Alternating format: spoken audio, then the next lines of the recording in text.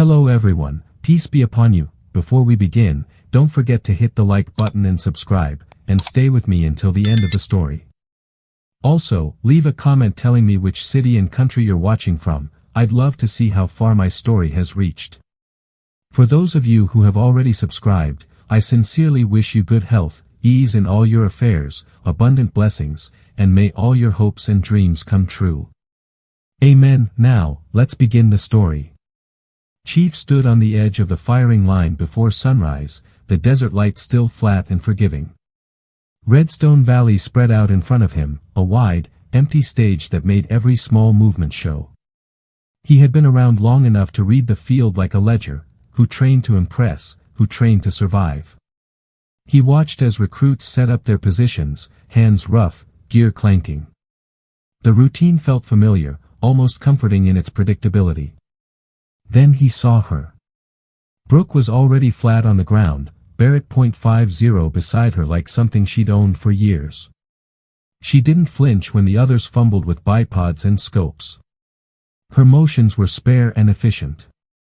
Chief had seen plenty who could run farther and lift heavier, but handling that rifle without the usual show of effort was another matter. He moved closer, folding his arms, letting his eyes do the work he'd taught himself to trust. The first shots cut through the morning like a clock striking. Targets at 1200, then 1500. Around Brooke, the line trembled with noise and missed marks. For some it was nerves, for others just lack of practice. Her rounds landed with a steady regularity that bothered him more than impressed him. It meant competence born of something deeper. He liked his soldiers to be capable, but he also liked to know how they'd been shaped. The quiet ones were always the ones to watch. After the drill, recruits crowded the benches, trading guesses and jokes. Jeremy couldn't help himself. He moved between groups, loud in the way young men were loud when they needed to be noticed. Mason kept to the edges, arms crossed, more interested in the work than the gossip. Sarah managed the range with the same no-nonsense tone she used in briefings. She kept the schedule tight so nothing drifted into improvisation. Chief walked over while Brooke wiped the barrel, following the same deliberate routine she'd shown on the line. He didn't need a greeting. He just said, "You shoot like you've done this before." There was no sarcasm in it, just a statement laid down. She looked up, steady. "I've practiced," she said. He heard more than words. He heard the kind of restraint that came from having counted lives instead of rounds. Inside the office at Fort Huxley, the folder with her name felt like a small, ordinary thing. Papers, stamps, dates. Chief read through the service entries out of habit more than hope. Then he saw the line that made him sit back, confirmed kill, 3,247 meters. He read it twice. The number sat on the page like a fact that didn't belong in casual records. For a moment the room shifted. A measurement on paper suddenly carried the weight of a ridge in a foreign country, a valley wind, a choice made in long seconds. Out on the range, the murmur had already started. For some recruits, a name and a number would become a legend. For Chief, it meant something else, responsibility. He had to know why she kept it to herself, what it cost her. The desert doesn't forgive noise. It tests patience and truth. Brooke packed her kit without hurry, shoulders straight, and walked toward the trucks. Chief watched her go, the folder heavy in his hand. This was not just another trainee. This was someone who had carried distance and consequence across oceans and brought both back quiet. He folded the report closed and wrote 3 words in his notebook. "Find her record," he had written, and the words followed him like a small, persistent echo through the office. He kept the folder closed on his desk but he couldn't ignore what sat inside. The base newsletter would have to be dealt with. It would not be the last place the number traveled. By noon the rumor had a life of its own. Someone from headquarters had flagged the long-range shot in a routine bulletin, and the bulletin had a way of taking on meaning beyond its intent. Within hours, recruits were comparing notes and the armory hummed with whispered theories. The chief watched the ripple start. It was always the same, a single fact became a legend when people needed one. He'd seen that pattern before. Men and women turned into symbols overnight, and symbols were easier to talk about than the person who carried them. He walked the line deliberately, letting his presence settle things when it could. He didn't plan to stop the truth, only to shape how it landed. He called a brief that afternoon and kept it tight, a short talk about discipline and focus, about story versus responsibility. He didn't mention distance or the file. He didn't have to. Eyes shifted toward Brooke anyway. Brooke kept to her routine. She trained, she cleaned, she stayed in the quiet corner of the mess. When Jeremy cornered her after a drill, half joke, half daring, she answered flat and controlled, refusing to fan the flames. That only made some men angrier and some more curious. Mason watched the encounter with folded arms. He respected skill when he saw it, and he didn't want it turned into something petty. Let her move, he told Jeremy in a low voice. You ask her the right way, or you don't ask at all. Jeremy's bravado dimmed a little under that look, but curiosity doesn't die by orders. The newsletter reached farther than the base. A liaison called the chief late that day, professional but with an edge. Media wanted to profile the shot, an internal recognition maybe, a story that could turn into a PR piece. The chief felt the familiar crunch of deadline pressure. Once a story got outside, it wasn't just the rumor mill anymore. He thought of Brooke on the ridge, the long seconds she had described in a quiet voice, and he thought of what attention could do to someone who had chosen silence as a way to keep pieces of herself whole. That night, in the quiet of the armory, Brooke didn't sleep. She sat with the Barrett across her knees, hands moving as if the routine would keep time itself from shifting. He found her there and sat a few feet away, not intruding. They want to put a spotlight on you, he said plainly. She didn't look up. I don't want it, she answered. The words were short, not an evasion but a boundary. He pushed a little. Why keep it quiet? She set the rifle down carefully and met his eyes. Because when people know the number they stop seeing the rest. They see a headline and not the cost. He saw the weight settle in her face. What she'd done on Ridgepoint Overlook had saved lives, but it had also taken a piece of her mind that didn't fit into accolades. The next morning, a reporter's name appeared on the list from headquarters, no direct contact yet, but the possibility of cameras and questions and a public record loomed. The chief realized the conflict was no longer just about rumor. It was about agency and consent. He could delay, deflect, try to manage the spread, but he couldn't force Brooke to take the stage. He had to protect her from harm without stealing her choice. That choice would be the first real test for both of them. Pressure built in small ways. The recruits practiced longer, some hoping to learn what she could teach. The instructors debated quietly whether her skill should be leveraged into training modules. The base commander wanted a briefing. The liaison wanted a statement. And somewhere outside, a narrative was starting to form that might not match the woman behind the Barrett. Brooke trained through it, the weight of attention pressing around her like a physical thing. When a junior officer asked point-blank in the mess that afternoon if she would agree to an interview, she looked at him with rare steel in her gaze. No, she said simply. Silence, however, has a cost. The chief knew that if they didn't choose how the story moved, others would choose for them, and that choice could change everything. The next days felt like walking a tightrope nobody bothered to warn them about. News feeds at headquarters hummed with the smallest mentions of the long shot, and small ripples reached the base like insects finding light. Recruits doubled down on practice, staying later on the line, chopping wind notes and checking mill dots until their eyes hurt.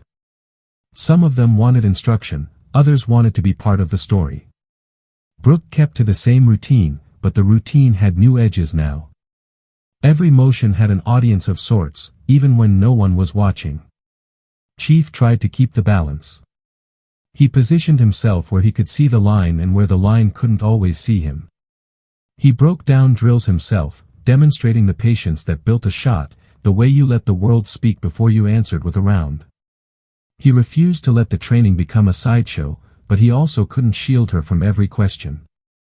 People wanted answers, and answers, like bullets, travel fast once fired. Pressure didn't come only from press or curious recruits.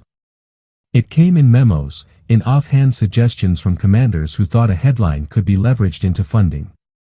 It came as small, insistent requests, a profile for the unit magazine, a demonstration for visiting officers, a photo op that would highlight modern marksmanship. Each ask felt like a stitch being pulled at the fabric of what Brooke kept private. She absorbed them with the same flatness she gave everything, no dramatics, no temper, but Chief could see the small changes. She blinked longer between tasks, she let her jaw loosen in a way she hadn't before. Silence, he knew, is not a stone, it's a living thing that needs tending. At night, when the base quieted and generators hummed, Brooke walked the perimeter. The Barrett at her side had become familiar weight and another kind of weight altogether. Sometimes she spoke out loud, small phrases into the cold air that were more like tests for herself than prayers. Chief found her once on those walks and didn't ask for answers. He offered a presence instead, and presence is a rare currency among people who had spent careers keeping distance for survival. She told him then about the moments she had after the shot on Ridgepoint Overlook, how time stretched into a corridor of soundless seconds where every choice arrived like a sudden knock. She said the delay between firing and impact had been long enough to feel like holding a life in her hands and short enough that there was no turning back. The story in her voice was practical and raw, not dramatic. It was the sort of truth that doesn't make clean headlines. The conflict widened when someone leaked an internal memo about potential media interest. The leak landed on social feeds and the base felt the pull of outside attention the way a body feels wind before a storm. Recruits who had been careful began to trade rumors, some of them exaggerated into bravado. Jeremy, who had been loud at first, now moved slower, gauging the reaction on faces. Mason found himself policing offhand comments more often, reminding men that reputations on the line could get people killed in real deployments. Sarah pushed back against administrative pressure, insisting that whatever the base put out must be controlled and consensual. Then came the night a camera crew from a veteran-focused outlet arrived unannounced, not to film, but to ask questions that would pry into what Brooke had done. They were polite, but they had deadlines and an appetite for narrative. Chief met them briefly and set boundaries, refusing to hand over anything without Brooke's permission. The reporter left with a promise to follow up, and the promise became another small pressure point. By the time the sun rose on another training day, the choice Brooke had made, silence or speech, sat like a decision that required armor. She could use the moment to train a generation, to secure funding, to become a name that opened doors.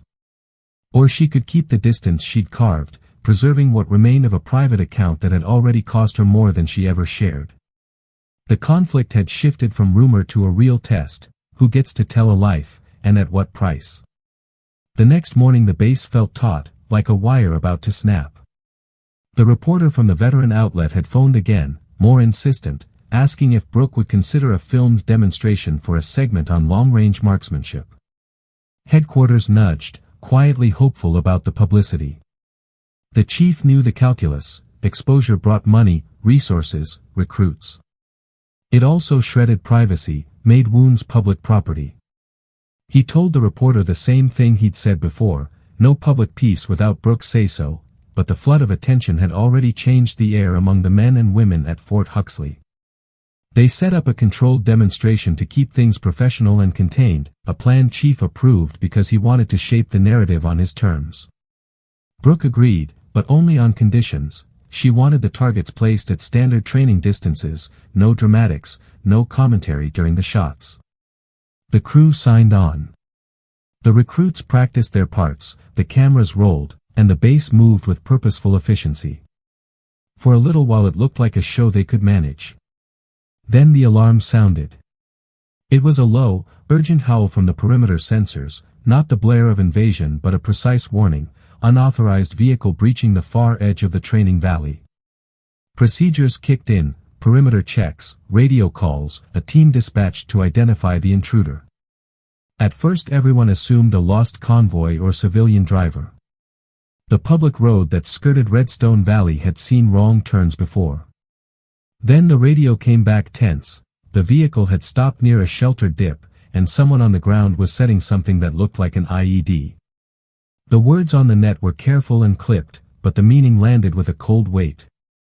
Chief had a decision. Evacuate the area and bring in EOD, wait for backup, let procedures take time they might not have. Or move faster, try to intervene from range and by time. He looked at Brooke, who stood by the Barrett with the same stillness she'd shown on the line. For a moment the old ledger of his training life ran through him, who he trusted when stakes were real, not hypothetical.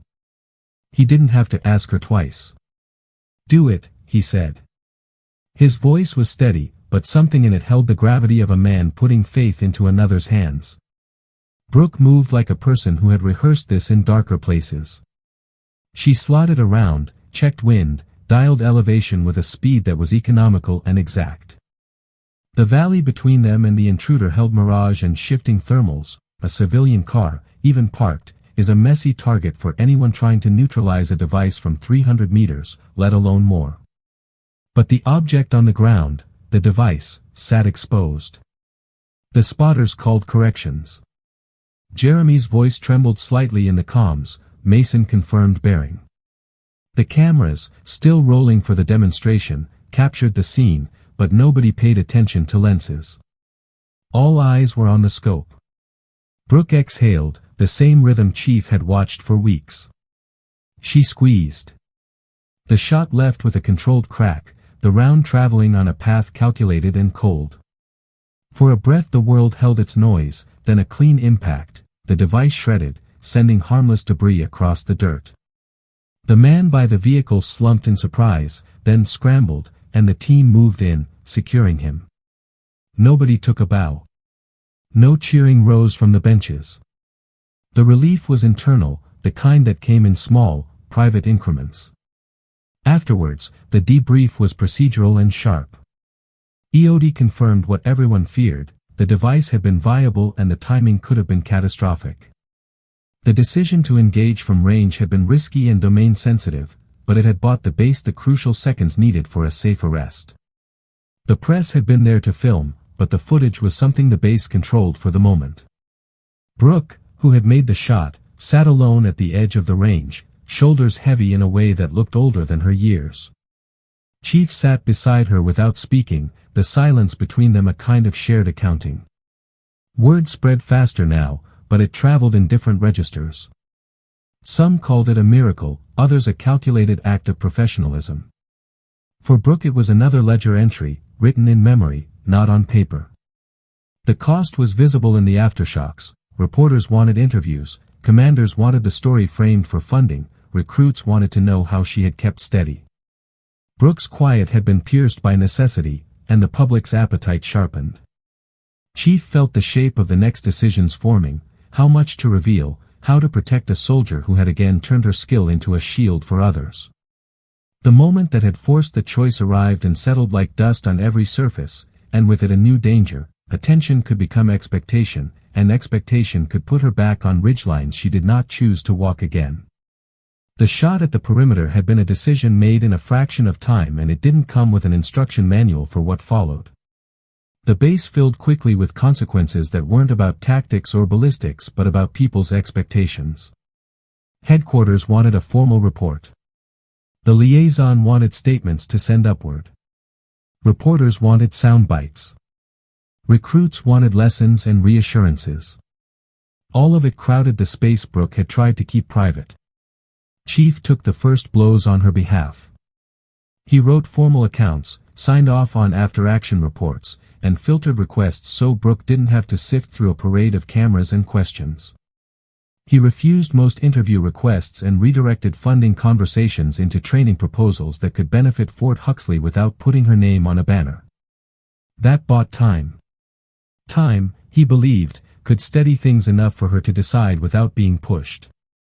Brooke used that time in the only way she knew, by training. She returned to the line and started teaching small groups, not because she wanted the attention but because the men and women who came to her needed concrete instruction, how to read mirage, how to set up a stable position, how to keep breaths measured when everything feels like it's swallowing your nerves. She explained things in short sentences and practical exercises. The recruits responded not because she was famous now, but because what she said worked. Discipline returned in a new form. It was quieter, subtler, and it built something that would last longer than a headline. Still, the public pressure did not vanish. A piece ran in a veterans magazine that framed the shot as heroics. Social posts amplified the narrative into something larger than fact. That created an additional tension. Agencies started asking if Brooke would be available for demonstrations or high-profile training courses. Some suggested awards. Others pointed to potential sponsorships or speaking engagements. Each offer was a test. Did she want recognition or control? For Brooke the answer remained the same: control. She didn't want to be a symbol that other people shaped. The chief set up a constrained plan. Brooke would lead training modules, but under the base's banner, tied to curriculum and measurable outcomes. No personal interviews, no branded appearances, no solo features. He put terms in writing and got commanders to agree that any public messaging would highlight unit readiness, not an individual's past. That compromise satisfied the commanders enough to keep them from pushing harder, and it allowed Brooke to influence training without becoming a public figure. The aftermath also reached inward. Brooke found herself waking at odd hours, the memory of ridge time returning in fragments. The long pause between shot and impact echoed in dreams that left her raw. She accepted counseling through the base programs but treated the sessions like maintenance. She spoke plainly about what stayed with her and what she did to let it go: routine, repetition, and small rituals that kept her anchored. Chief respected her limits and never pressed for narrative. His role shifted from evaluator to guardian in ways he hadn't expected. For the recruits, the incident shaped them in immediate ways. Jeremy stopped trying to be loud and started asking better questions. Mason pushed training standards, insisting on realism without exploiting sensation. Sarah rewrote range protocols to include clearer consent for publicity and stricter vetting for media. The culture at Fort Huxley settled into a new rhythm: disciplined, discreet, and more focused on collective competence than individual glory. A month later, an external review cleared the base's actions and praised the restraint and quick thinking shown during the perimeter breach. The report did not idolize Brooke, it documented facts and lessons. That suited Brooke. She continued training, and slowly, the rumor that had once threatened to eclipse her life softened into quiet respect. People still spoke in low tones about the shot, but fewer used it as an excuse for bravado. In private moments, Chief and Brooke sometimes sat on the range steps and watched the sun flatten over Redstone Valley. They traded few words. The understanding between them was simple: skill had been used to protect, and the responsibility to keep that skill from becoming spectacle was theirs. Brooke's record remained in the files, an extraordinary fact that lived behind a name and a folder. The base moved forward on the strength of better training, clearer policy, and a soldier who chose to teach rather than headline. The consequences of the event never truly disappeared, but they shifted into something productive. The perimeter protocol was tightened, range training included more scenario rehearsals, and a small mentorship program started where experienced shooters ran focused, consent-based workshops for recruits. Brooke led the first cohort, not as a celebrity, but as a teacher. The distance she'd once crossed with a single bullet became a measure not of fame but of responsibility. In the slow aftermath, that measure mattered more than any headline, and it set the tone for what came next. Fort Huxley didn't explode into spectacle, it settled into routine with sharper edges. Training cycles rotated, trucks came and went, and the desert kept its indifferent schedule. But underneath the daily motion something had changed. People moved with a new sense of carefulness, and the base had a smaller, steadier heartbeat. The mentorship program Brooke had started grew deliberately, not as a publicity vehicle but as a real resource. Small groups signed up. They learned not only how to hold a rifle steady but how to hold themselves steady afterward. Brooke taught differently than most. She wasn't interested in theatrical drills or impressive numbers. Her lessons began with listening. She made recruits watch mirage form over the sand and ask them what the air told them. She had them practice breathing until it became a practical rhythm, not a trick. She emphasized the part of marksmanship that had nothing to do with hitting steel, patience, decision-making, and the responsibility of a single shot. Those who trained under her did not leave with easier egos, they left with harder attention. Chief watched the slow change with a mix of relief and quiet pride. He had always been a man who preferred work to words. Protecting Brooke had been both instinct and duty. Over time he realized his role had shifted into something less about command and more about stewardship. He used the authority he had to keep the base from turning personal moments into headlines, and he used it to push for better care programs, clearer consent protocols, and a culture that prioritized mission and mental readiness over fame. The policies he helped shape were practical, media cleared only with written consent, training demonstrations linked to curriculum goals, and mentorship tracked by measurable outcomes. Those measures kept the focus where it needed to be. Jeremy matured in ways that surprised him. The loud recruiter became the one asking careful questions in briefings. He still carried curiosity, but it had been tempered into something useful. Mason kept standards high and spoke to younger instructors about humility. Sarah updated range operations and insisted that every public-facing decision involved the people directly affected. The shift at Fort Huxley wasn't dramatic, but it was durable. It wasn't one event that created the culture, it was dozens of small choices repeated until they became habit. Outside the base, the story softened. Headlines that once shouted numbers turned into pieces about training and readiness. The veteran outlet ran a balanced follow-up that focused more on protocol and lessons learned than on the sensational elements. Brooke didn't give interviews. When asked later why she remained quiet about Ridgepoint Overlook, she answered simply, "The shot saved people. It's not something I own." The line was not self-effacing, it was practical. Ownership, to her, meant responsibility, and she had spent enough years carrying that to keep it private. There were nights when the past crept in. The long pause between pull and impact sometimes returned in dreams, and the weight of what she'd done remained present. She accepted that. She continued counseling, kept the small rituals that steadied her, and trusted the people who understood the cost. Chief stayed in the background, a steady presence rather than a spotlight. They shared few words, but the ones they did say were enough, a nod at the line, a brief discussion about procedure, a quiet acknowledgement of what they had both carried.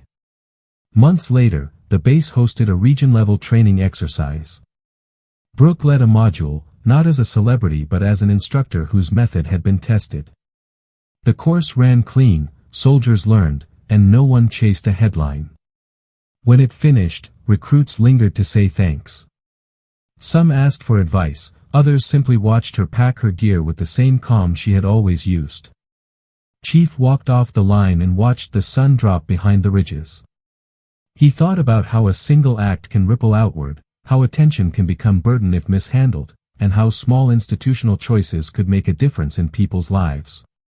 In the end, the story didn't vanish from memory. It became part of the base's quiet legacy, a reminder that skill without conscience is dangerous, and conscience without skill is useless. Brooke returned to her work, teaching and maintaining her privacy. The record in the folder stayed there, factual and unglorified. Fort Huxley adjusted, learned, and carried forward. The desert remained indifferent, but the people who passed through it had changed in ways that mattered.